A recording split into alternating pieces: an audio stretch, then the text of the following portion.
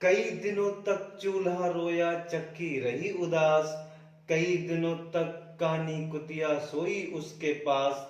कई दिनों तक लगी भीत पर छिपकलियों की गश्त। और कई दिनों तक चूहों की भी हालत रही शिकस्त।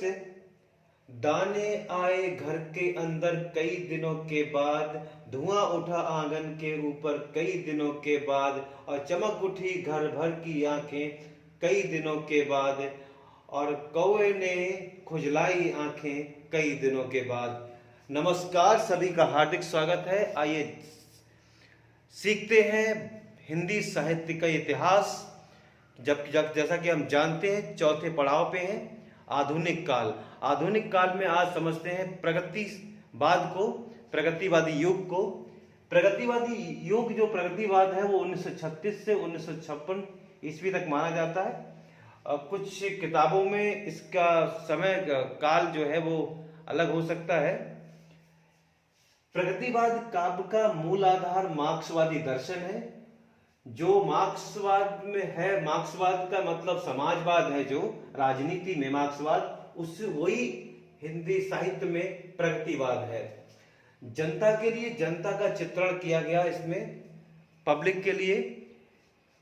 और इसमें आरंभ इसका प्रगतिशील लेखक संघ से द्वारा हुआ था 1936 में, जिसका लखनऊ में एक आयोजन हुआ था, अधिवेशन हुआ था, और जिसकी अध्यक्षता प्रेमचंद जी ने की थी। उससे प्रगतिशील आरंभ होता है भारत में। प्रेमचंद जी ने कहा था प्रगतिवाद के लिए, कहा था प्रगतिशील में, कि साहित्य का उद्देश्य दबे कुचले हुए वर्ग पर लोगों की मुक्ति का होना चाहिए। जो लोग नीचे हैं, गरीब हैं, मजदूर हैं, किसान हैं, उनके उत्थान की बात होनी चाहिए। इसमें साहित्य का लक्ष्य जो था प्रगतिवाद का, वो समाज का हित था। ये बात व्यक्तिगत नहीं था, ये सामूहिक था, पूरे समाज की बात करता था। जबकि छायावाद व्यक्तिगत था, व्यक्ति की बात करता था। लेकिन प्रगतिवाद पूरे समाज के उत्थान की बात करता है। मजदूर, किसान, गरीबों पर एतवार था, मतलब इनका फेवर किया कवियों ने, और अमीरों पर वार किया, अमीरों पर खरी खरी सुनाई थी। प्रगतिवादी कविता शोषण का विरोध करती है। पूंजीवाद वर्ग के प्रति घृणा का भाव है। सामूहिक चेतना की बात करती है प्रगतिवादी कविता। प्रगतिवाद जीवन का यथार्थ, जीवन की सच्चाई को रखता है प्रगतिवाद। नारी को पुरुषों के समान अधिकार देता है प्रगतिवाद भी कवि। और प्रगतिवाद प्रगतिशील लेखक संघ की स्थापना वास्तव में पेरिस में हुई थी 1935 में, और उसी की एक शाखा लखनऊ में 1936 में खुली थी, जिसकी अध्यक्षता प्रेमचंद जी ने की थी। सामाजिक, सांस्कृतिक और आर्थिक राजनीतिक समानता की बात करता है प्रगतिवाद। जैसा कि हमने शुरू में कहा था, ये नागार्जुन की पंक्तियां हैं। कई दिनों तक चूल्हा रोया चक्की रही उदास, और कई दिनों तक कानी कुतिया सोई उसके पास। ये नागार्जुन की पंक्तियां हैं। कुछ पंक्तियां हमने यहां पर दी हैं, बाकी हमने वीडियो के शुरू में बताई थी। प्रगतिवाद के प्रमुख कवि नरेंद्र शर्मा जी, इनकी रचना है रक्तचंदन, प्रभात फेरी, और भी इनकी अनेक रचनाएं हैं।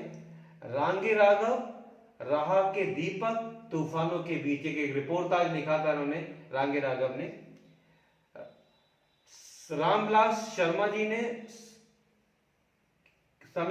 हैं, इनकी कविता सदियों से सोए जाग उठे। तार सप्तक के कवि थे ये, जो आज्ञा जी ने तार सप्तक का शुरू किया, उसके कवि थे रामविलास शर्मा जी। 1991 इन्हें प्रथम व्यास सम्मान से सम्मानित किया गया।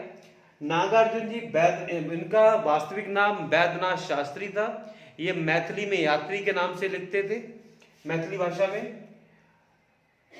आधुनिक हिंदी के कबीर कहे जाते हैं नागार्जुन, आधुनिक हिंदी के कबीर कहते हैं। हरिजन गाथा और प्रेत का बयान इनकी दो प्रमुख रचनाएं हैं। केदारनाथ अग्रवाल जी युग की गंगा इनकी रचना है। शोषक वर्ग, जो शोषक थे, जो शोषण करने वाले लोगों को इन्होंने गिद्ध कहा है, केदारनाथ अग्रवाल जी ने। ये केन के कवि कहे जाते हैं। केदारनाथ अग्रवाल जी को केन का कवि कहते हैं। युग की गंगा इनकी एक प्रसिद्ध रचना है।